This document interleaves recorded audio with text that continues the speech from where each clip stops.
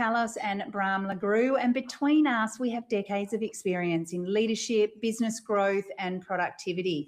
And each fortnight, we get to sit down with amazing humans to have real conversations about what actually really does work and what most people get wrong.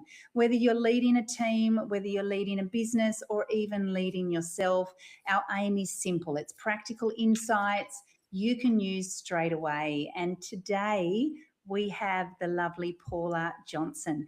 Now, Paula, you are an executive coach, you are a neuroscience expert, and you are an equine assisted learning pioneer.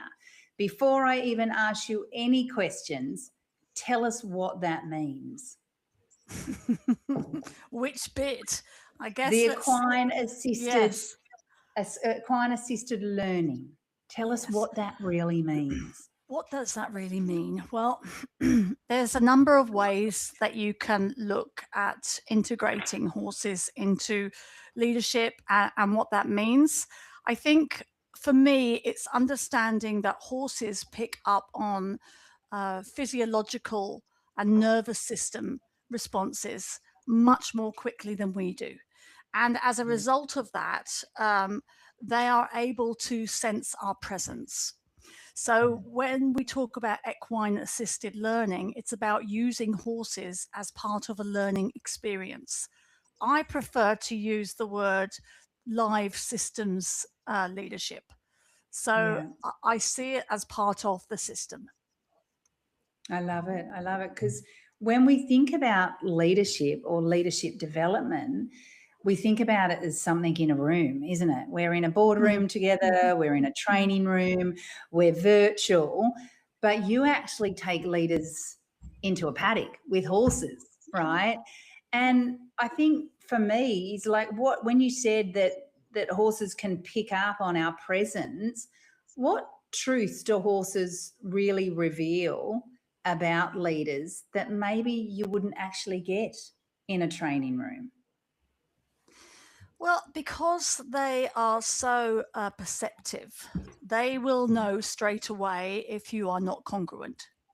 So you may say, oh, yes, I'm calm and I'm looking forward to this. But if the horse backs away from you or stands slightly alert or upright, then that will give you the clues that you're not congruent at all.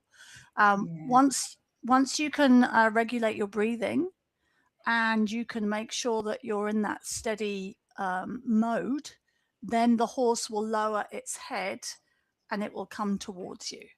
But when you're not congruent, it certainly won't. It's really interesting, isn't it? Because leaders that I work with, a lot of the leaders, especially the ones that come through our leadership development program, is they might have been a leader for a little while, maybe never been trained or developed or had the tools or the resources that they need. And most of the time they say, I'm not very confident, right? So what you're really saying is the horse picks that up. He's picking up whether or not you're confident. And we know it, don't we? We can look at someone and hear them saying a speech and know whether or not they're confident, right? We can see it, we can sense it, we can feel it.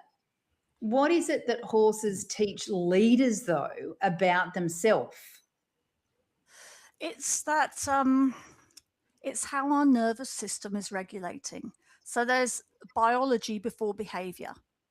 And we know a lot of this from Amy Edmondson's work, whereas we're able to pick up on that fight or flight, the threat response. So if we look at neuroscience, which I study a lot, it's having a look at how horses pick up that threat response from us because we're not fully congruent.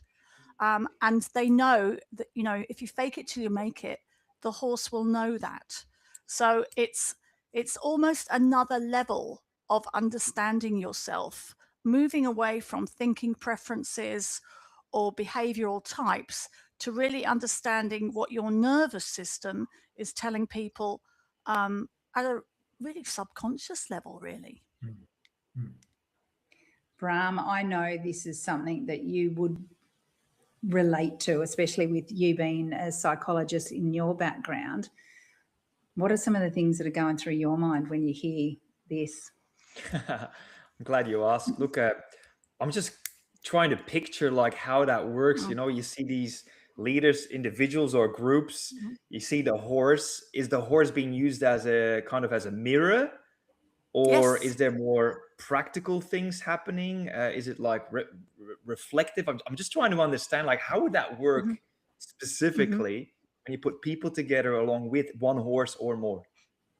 Well, because horses are exceptionally sensitive to neuroception, the subconscious things that we do, um, whether our nervous system detects safety or threat. So it's a real live expression of psychological safety.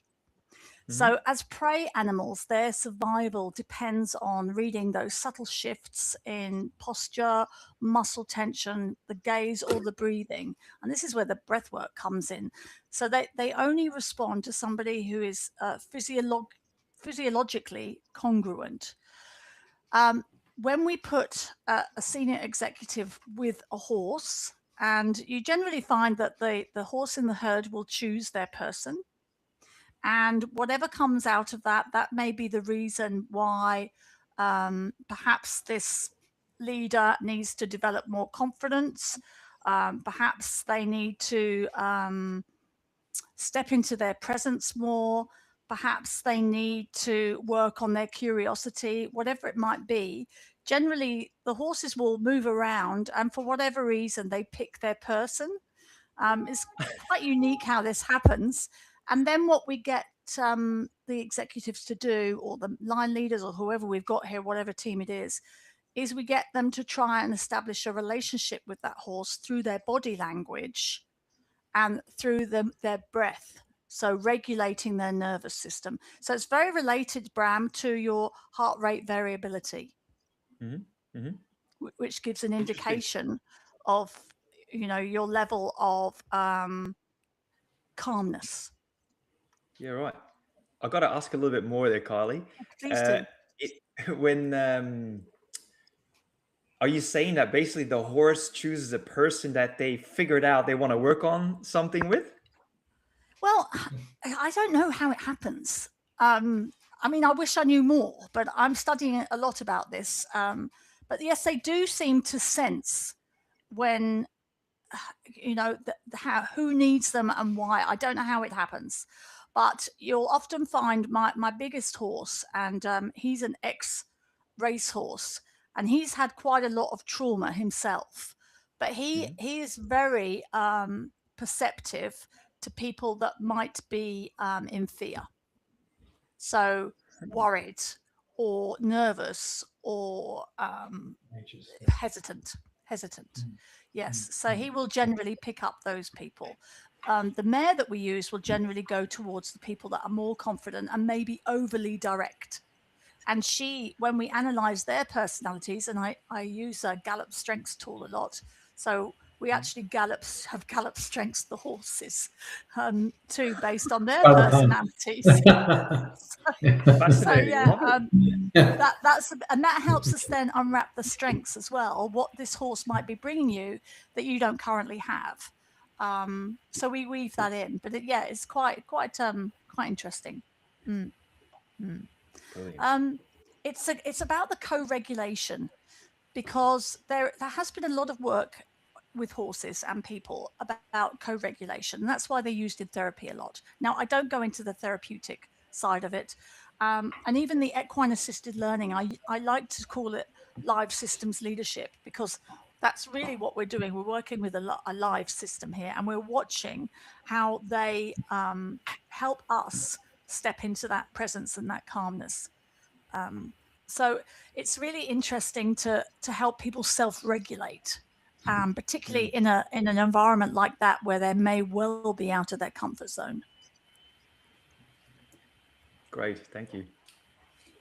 So how do you take that? So, for example, confidence or presence or communication or connection, how do they take those areas that maybe the leader needs to be competent or feel more confident in back into their work?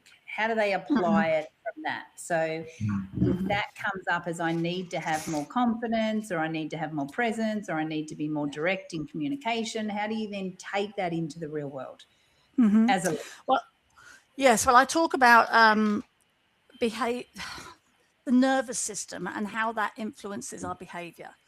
So we know that we have the fight or flight response, and in neuroscience, that's the limbic response. And when we go into a limbic response, which is the emotional center of our brain, then we kick into generally aggressive behavior or passive behavior. So that's our go-to as human beings when we're faced with what we perceive is a threatening situation. And I relate to David Rock's SCARF model quite a lot to understand social threats. So that's when I would talk about, what do you see as a threat to you socially? And then it might be their status, significance in the work they do. It could be relatedness, whatever it might be.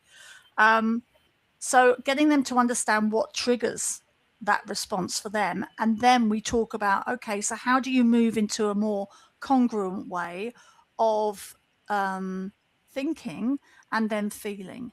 So that would be leaning into curiosity more when you feel that limbic threat coming.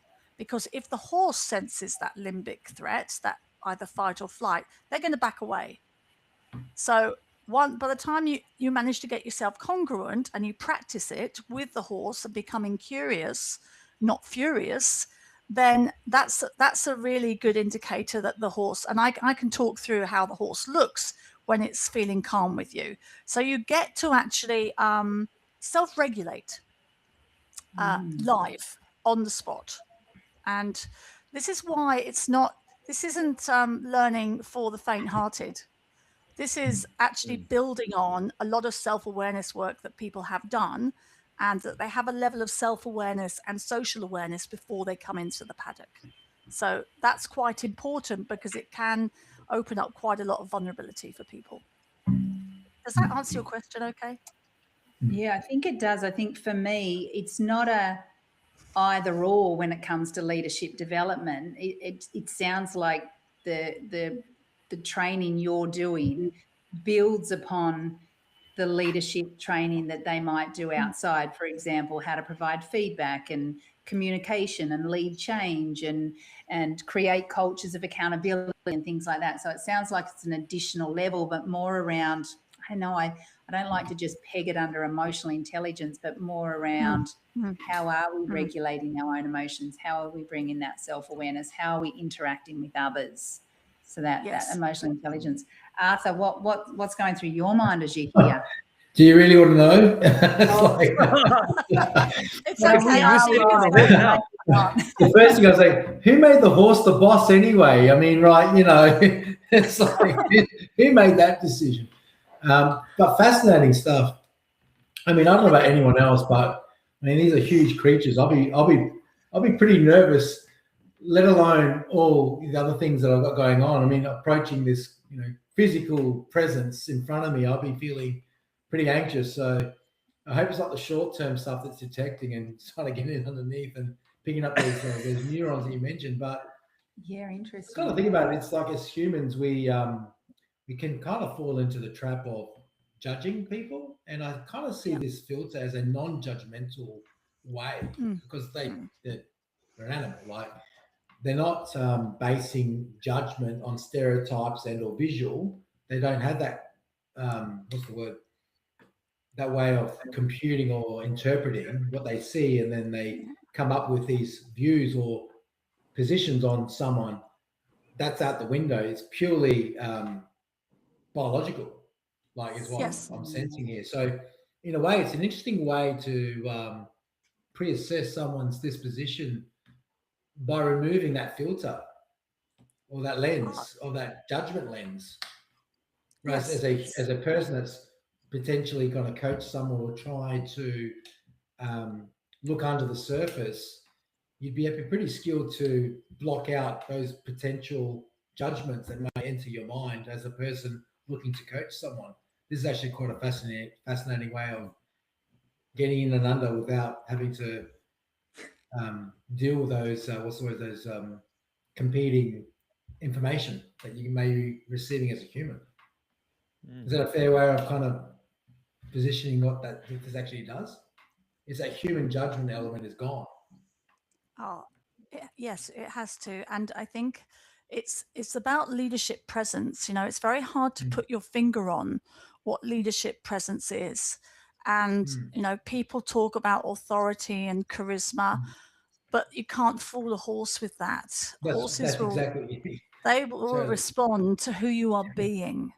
Yeah. Not what you say you are. Totally. Or present yourself as. Or what your practice Is that the added says, value? or whatever, right? Yeah. Or what your status Is that says. the added value that you get straight away, like feedback on your way of being through horses, without the judgment that Alfred talked about? Yeah, absolutely, because it is your way of being. I mean, Kylie just said there, it's not about doing. It's certainly not. It's about actually standing there, being present. Sometimes we just stand with the horses, and I talk to people about being 100% present. And we know that as a leader, that's the biggest gift you can give people, is being 100% present.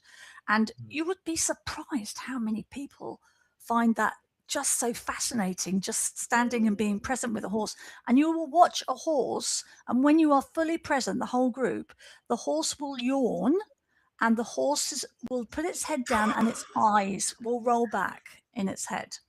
And that's because it feels 100% completely safe with you, because you are 100% present and congruent. Now, how often do you get that? Oh, you wouldn't want it too often in your meetings with your staff, because that means you're a terrible leader. If they're rolling their eyes and falling asleep. Yeah, you're right. But they read the energy and emotion, and this is stuff that we really, you know, we're still on the borderline of doing this. It's almost, you know, going into a different level of leadership, where the nervous system is being visible. The innate underlying.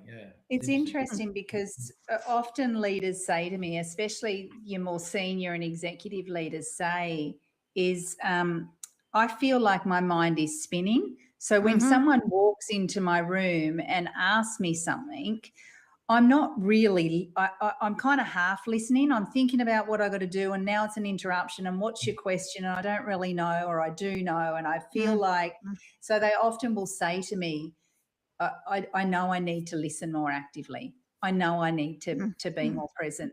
I'm really curious as to the work that I know you do a lot of work with leadership, but I'm really curious as to the work you do in this space and what shifts you've seen in leaders. Like what are some of the success case studies, for example, that would go, because of this additional interaction, along with, say, executive coaching plus this, or group work or teamwork, then this is what I see makes an impact in teams or...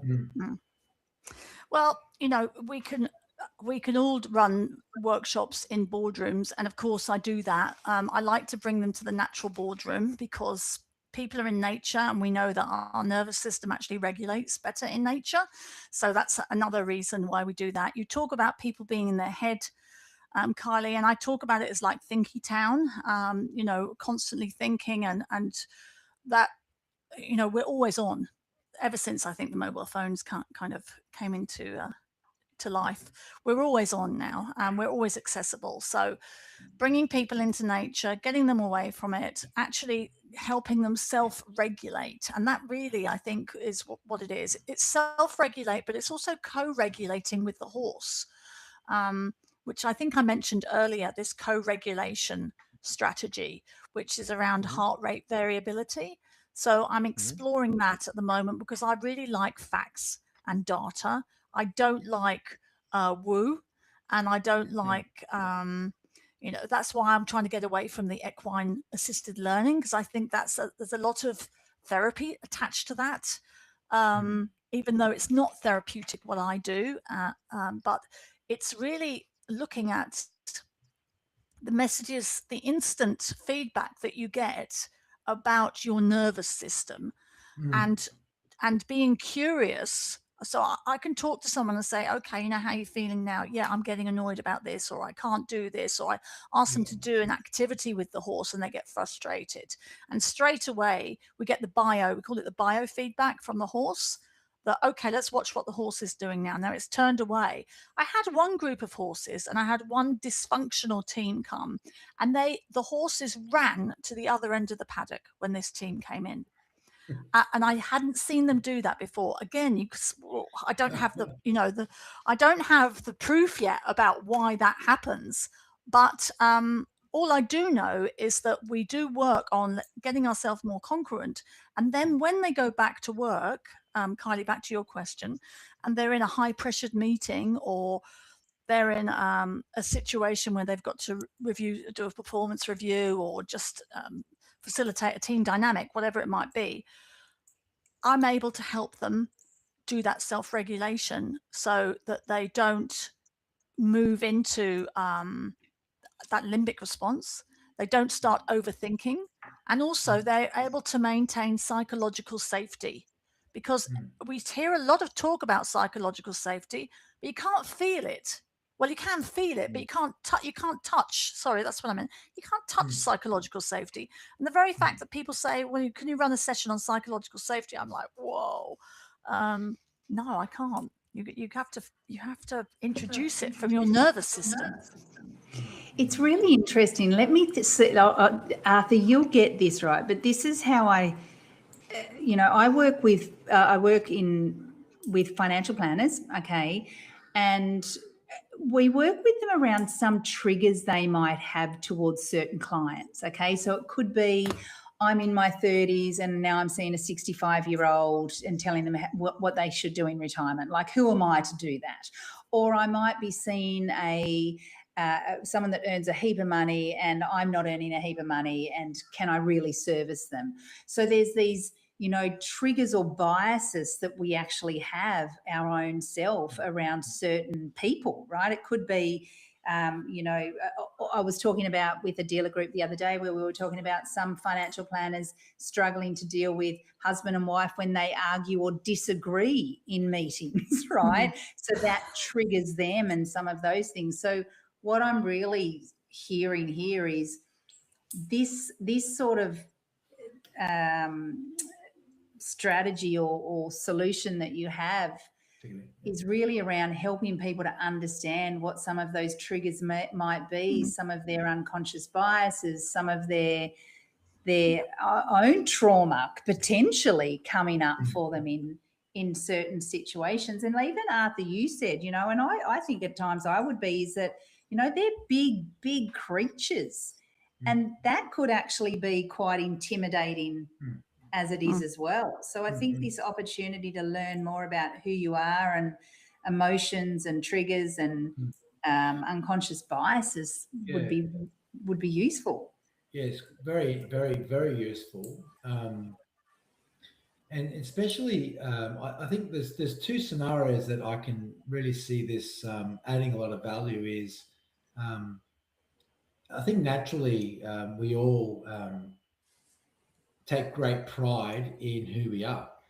But in terms of who we evolve as, it's like a series of experiences that have built layers of either protection or layers of courage or layers of fear, curiosity and fear.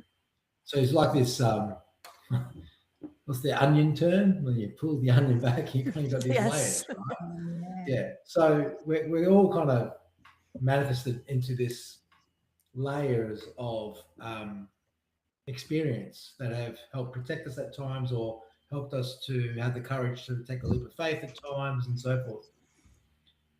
But then we also believe that in that invulnerability as well as potentially as a leader, and then that becomes potentially your undoing in terms of your ability to see through, your ability to your EQ, your awareness. So what I'm trying to get to is through the course of our lives, we've built ourselves up in a way, and then that creates a certain image, and potentially can convey a preposition or disposition to being a certain type. as observed by someone. What this is really interesting, actually, just it actually reveals, potentially reveals things that we try to hide or protect ourselves from. Yeah. Like, you know, like it kind of like, you can't bullshit a horse, right? you can't, like, you can believe in your own bullshit, but you can't bullshit a horse. Like, and if you really annoy or turn around and, like, you know, kick you, right? So my point is, you can't lie. This is like the ultimate self lie detector. Lie detector. It's like getting in and under, and not in a. It's an interesting, like, I think when you have it being said to you, someone challenges you on the manifestation that you have created around you. I mean, your natural response may be defensive, it may be aggressive, it may be that limbic response that you talk to, Paula, but who's going to argue with a horse, and who's going to actually, because you're not being judged. Like, there's no judgment here. It's a horse. So it's an interesting way of it's a mirror, peeling isn't back it? the onion, as I kind of position, and actually revealing what you may not want to confront yourself, or what you kind of built around you to kind of hide and protect yourself. So it's actually it's an astounding idea, technique that you've positioned or presented, Paula. But I can see where it can be very powerful. I'm actually kind of curious. Where's this paddock? I was going to be sitting in it, but it was too windy, so I came indoors. I could just drive up in my car and walk out, and this horse going to look at me and go, "Get out of here!" Like, what are you doing? That's quite interesting. We're in the Gold Coast, and it's interesting you talk about, you know, being a bit wary of the horses. We have different sizes. We have little. We'll give you a pony, Arthur. My little pony one, like we have also with a pony. We go up in size, really, but it's very interesting because a lot of the when I get very senior leaders here, generally they want to work with the biggest ones. Yeah. But ego, it's sometimes interesting. A bit of ego there. But then I talk about ego and eco. That's another way. Sorry, Bram, go on. I'd love to hear one example of where one leader who might have had a lot of BS going on and projected them in a certain way and believed their own BS, that then came onto the paddock and a horse really pulled it back in line. What happened?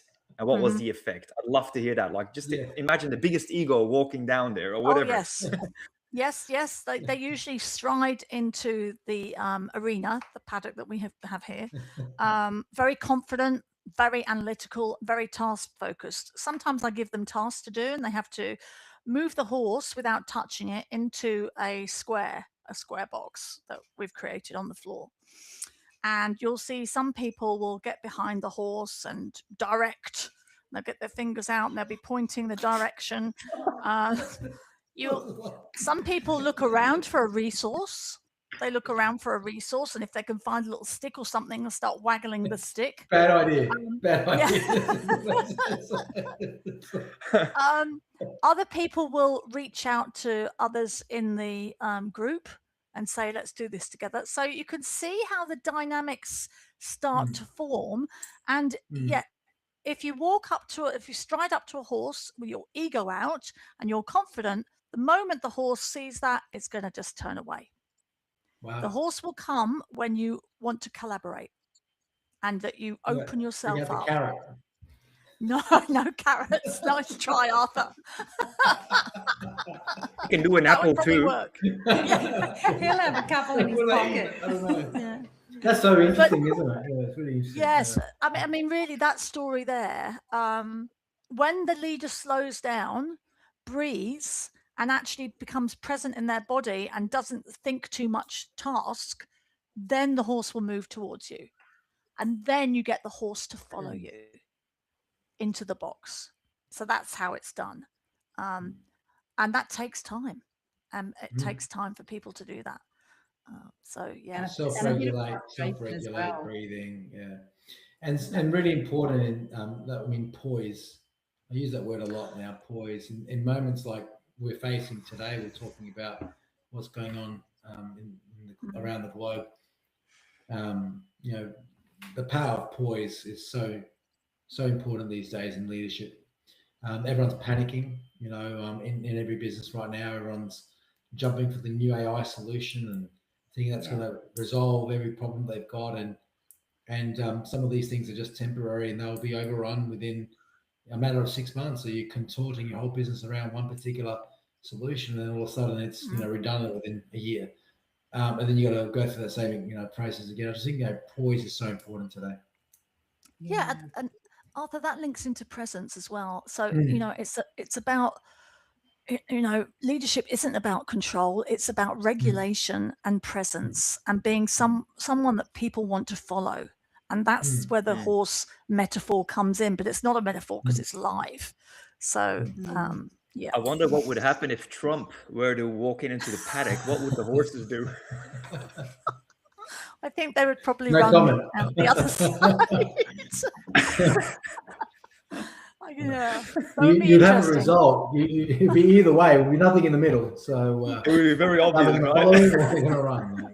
Yeah, it would be. But, Paula, we're coming close to time. It's been such a great conversation, and thanks for your time today. But if there was one thing that you would want leaders to take away, or our audience to take away from our time together, what would it be? If there was just one thing, one piece of wisdom you could leave with them. I think it's that leadership is biologically measurable through your nervous system. So and this is I do a lot of emotional intelligence testing with leaders, but I think this is the thing is, how are you being? Right? Yes. How are you managing your emotions? How are you managing your body language, your tone, your facial expressions? How are you presence-wise? I think this is this opportunity for all of us to stop and go, how are we being in the space of leadership? Arthur, Bram, anything? Nothing really more to add. It's been a fascinating conversation. So much fun, actually. Such a fun topic to I didn't realise there's something like that out there. We got IQ, EQ, now we've got HQ. It's all happening here. So, such a fascinating conversation. Thank you so much, Paul. I really learned a lot. It's been enjoyed the been a joy. Please introduce the pony to him. He wants the pony. I will. I've got one just for you, Arthur. A little tiny one. My daughter, she can take her home. I do have a foal as well. Great topic. Yeah, thank you guys. Paula. Thank you for the time Thanks, today. Appreciate it. Katie, I'll see you on Thursday. Catch up. Yes, absolutely. See you later. Thank you, everyone.